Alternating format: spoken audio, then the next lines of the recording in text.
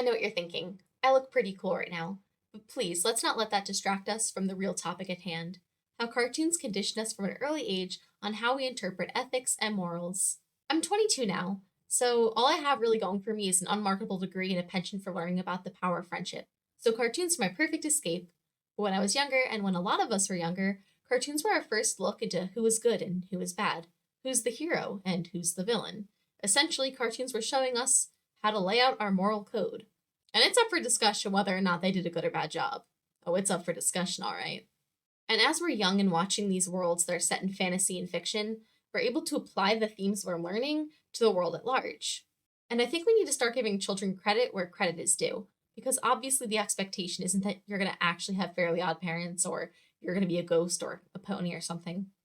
Children are able to analyze, children are able to apply. So it's really important what they're learning through these cartoons. So while you may be saying, hey, it's not that deep, they're just watching a cartoon for fun. Yes, they're watching it for fun, but it's going to be deep inside their brain for a very long time, so it's very important. Says the 22-year-old sitting in front of Titan's fucking tower. Yeah, I think kids interpret things a lot harder than we think.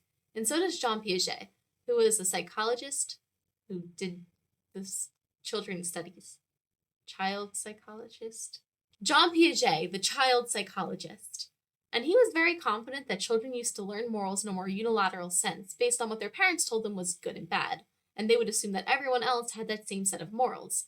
However, as kids age and become less egocentric, they start to exchange their ideas with the world around them, usually peers and classmates.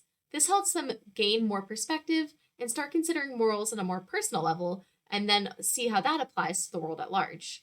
And studies do show that children later convey this change through their ability to differentiate conventions and morals.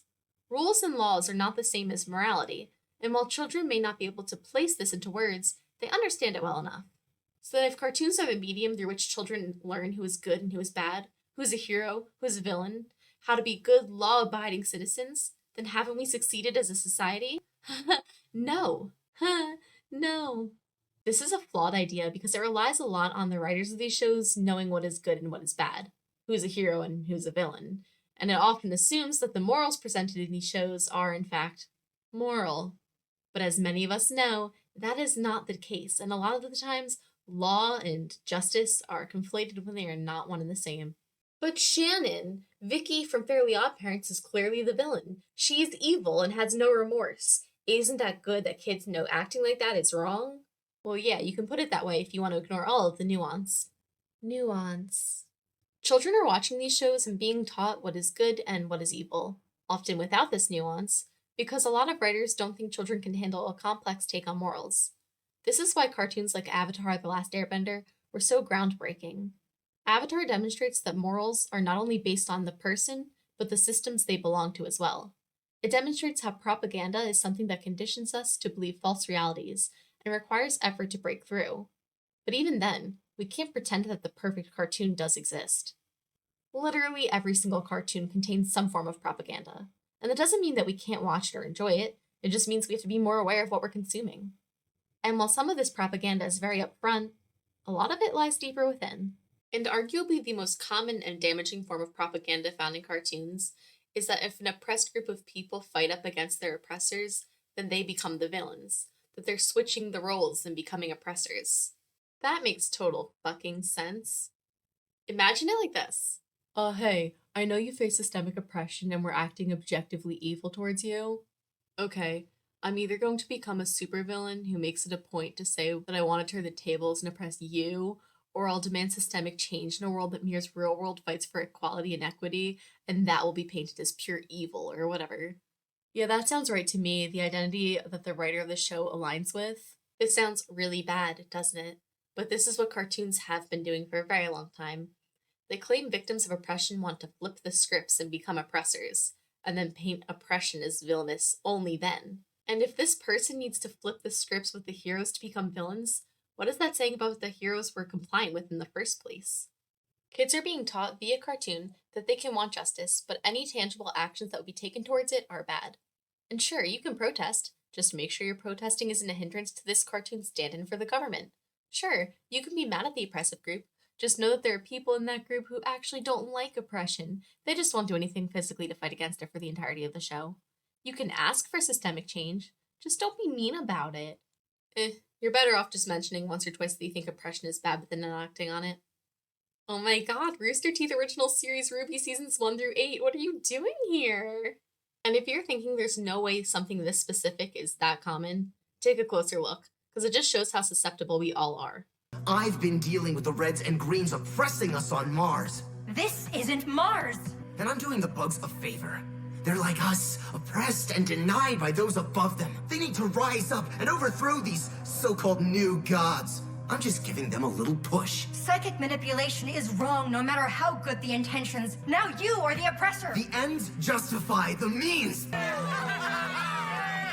We're in control now! So let's start a new society. Yeah! A fair society where everyone is equal. Yeah! And no one is oppressed anymore! Things are so much better now. Not like the bad old days. They have granted me a power that will make equality a reality. The power to take a person's bending away permanently. Of course, despite being promised equality, the Faunus were subjected to discrimination and hate. Humanity still thought of us as lesser beings. And so, the White Fang rose up as our voice of our people. And suddenly, our peaceful protests were being replaced with organized attacks. We were setting fire to shops that refused to serve us, hijacking cargo from companies that used Faunus labor. And the worst part was, it was working. We were being treated like equals, but not out of respect, out of fear. From an early age, we're taught that asking for justice in any form other than subtle suggestion, is the equivalent of villainy. Oddly enough, this line, spoken by the villain of this episode of Young Justice, makes total fucking sense. How the Greens treated us, and how you defended us. But a war isn't won on defense. Like, aren't we concerned with how much sense the villain is making in this episode? Like, he's just making straight points. This is the most common rhetoric, but there are plenty of others. In Western media, hyper-individualism is taught to children in a way that teaches them to turn their backs on community. Like in My Little Pony, when equal signs are coded as being bad and their core personalities have been stripped away from them. In sameness, there is peace. Exceptionalism is a lie. Free yourself from your cutie mark. Choose equality as your special talent. Difference is frustration. To excel is to fail. Be your best by never being your best. Conformity will set you free. Accept your limitations, and happiness will follow. You're no better than your friends. Like, you could have at least tried to not make this a direct inference that equality and sameness are bad.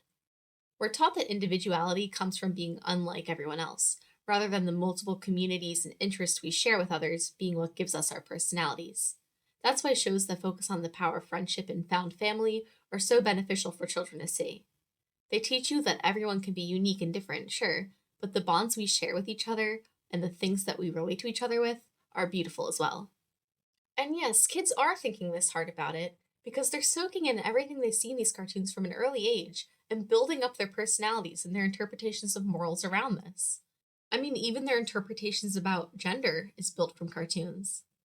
And if you've watched my mildly popular himbo video, then you should know that I love the himbo trope, because yes, boys can cry and feel emotions. Who the fuck knew? And obviously cartoons belong to a long list of mediums that teach gender in a rigid binary fashion. I mean, we all know about the trope of the hard-working wife who does all of the stuff in the house and is always giving it her all, and then her lazy husband who doesn't really seem to care about the family, but he does a goofy, nice thing once in a while, and we're supposed to think it's all good and functional. Ooh. I mean, even shows like Gumball that try really hard to go against gender norms end up prescribing to this. And I mean, they really do try. Oh, that reminds me. You should smile more, sweetheart. This is where we can get into the idea of performative wokeness, which, if we're still narrowing in on gender, can be compared to boss girl culture, or the idea that white women cosplaying strong male leads while still having perky tits and loosely curled hair is the height of gender equality. But let's not stray too far from cartoons, right? A lot of times, the idea is that we need a strong female protagonist to defeat gender norms, But instead of normalizing complex female leads or using gender as a way of actually exploring characters, we're met with the idea of strong lady punch stuff and replicate male lead. And certain writers say, hey, I wrote this woman so you wouldn't even notice she's a woman. All you'll notice is how she's strong and cool. And this makes it seem like being a woman and being strong and cool are antonyms rather than two aspects of a character that can coexist. Remember when Sokka used this line? I treated you like a girl when I should have treated you like a warrior. And then Suki hit him with this. I am a warrior. But I'm a girl, too. And trust me, Avatar's style of writing women is far from perfect, but at least they have variety in their female characters, which is always a good start. Alright, so I'm not being that creative when I say that while cartoons affect how kids interpret morals, the way society interprets morals will affect cartoons and the way they're written. You could take the 1985 She-Ra and compare it to the 2018 She-Ra, and we could see how much society has progressed in the last 40 years concerning morals. We've grown from hero man is hero, everyone loves him and he always wins, to girl can do this exact same thing, oh wow, to lesbian uses the power of friendship to overcome her hero complex and save the world. Shows have started to realize that kids don't need small creatures to pop up at the end of the episode and explain the lesson they learned today. Of course, turning people into animals is only make-believe, but there is nothing make-believe about how dangerous some strangers can be in real life. Kids are able to watch the episode and make their own inferences. And I think cartoons have become a lot more about interpretation. And I think there was less to interpret in 1980s cartoons than now. The villains were written as clear villains and the heroes were clearly heroes. There was nothing to consider. However, now, members of the Horde were downright likable. You know Scorpia. And then you'd Glimmer committing war crimes despite being the hero of the show. There was a lot to interpret and a lot to consider. And when you're busy considering who's actually the hero and who's actually the villain, or even if these roles exist, you start to look inward. And kids start to look inward at themselves and wonder, what qualities do I have that make myself a hero? And what qualities do I have that might be kind of villainous? Okay, maybe not that deep, but they do start to think more about how morals act inside themselves. Like, were the real villains of Teen Titans the Titans for erecting a tower this big with taxpayer money? Like, did they need a giant T for 5 people? Like, Raven was literally throwing cars. She didn't know if people were in them or if they had insurance. She was just throwing cars all over the place. This is bringing out the worst in me right now. Oh, God. And what I hope this tells kids, more than seeing that there's good and bad and that there's bad and good, is that you shouldn't always trust what people tell you is good and bad. And you have to make your own inferences about it. You know? Like how they're making their own inferences through these cartoons. That's kind of redundant. And this comes at the risk of writers pulling a Korra and making the villains have some solid-ass points that aren't even painted as valid points that they are. But do you remember Zuko? His character was used really well this way.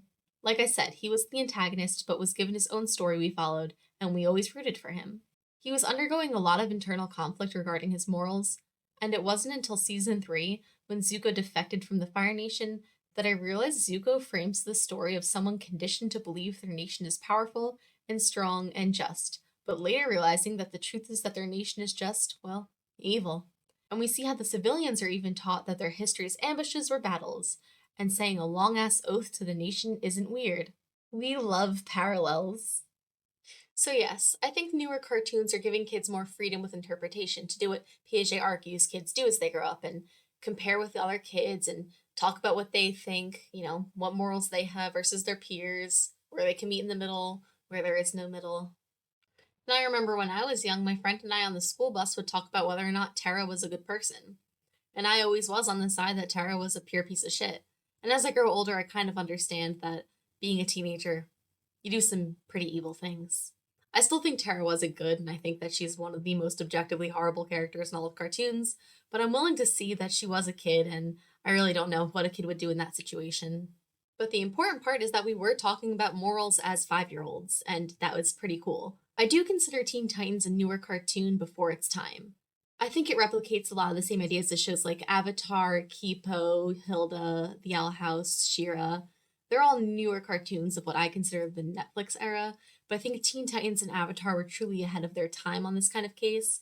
So when we talked about the morals in these shows, I think it's similar to what a lot of kids would be talking about watching the cartoons of today. So that's kind of cool. So amongst all of my critical thinking as a kid, I didn't really realize that Tara wasn't the only one in Teen Titans who was morally ambiguous. I think Robin did an almost better job conveying this. He was so self-reliant that he often went behind his friends' backs to play dangerous games for personal missions. Robin may be my least favorite Titan, but no one can deny how well written he is and how much kids can learn from his character. They learn it's okay to have feelings of distrust, but acting on these feelings in ways that put people in danger can be, well, dangerous. They learn that relying on friends is healthy, but having boundaries is also an important part of communication. But the important part is that we were 5-year-olds talking about morals. And I know you might be thinking it's not necessary, but I think cartoons are a fun medium to learn these ways. And yeah, I know how much of an ass I sound like saying how newer cartoons are better than older ones, but Teen Titans is a newer one, even though it came out in 2003. But the truth of the matter is, you can't really take your personal opinions out of these. You're always going to be a little bit biased. But I do think that cartoons today are doing a better job at leaving spaces for kids to fill in themselves. I think it's a really good skill because it teaches, like I said, critical thinking and interpretation and analysis, which are all super fun things. And I'm not just saying this as a lit major who really needs a job.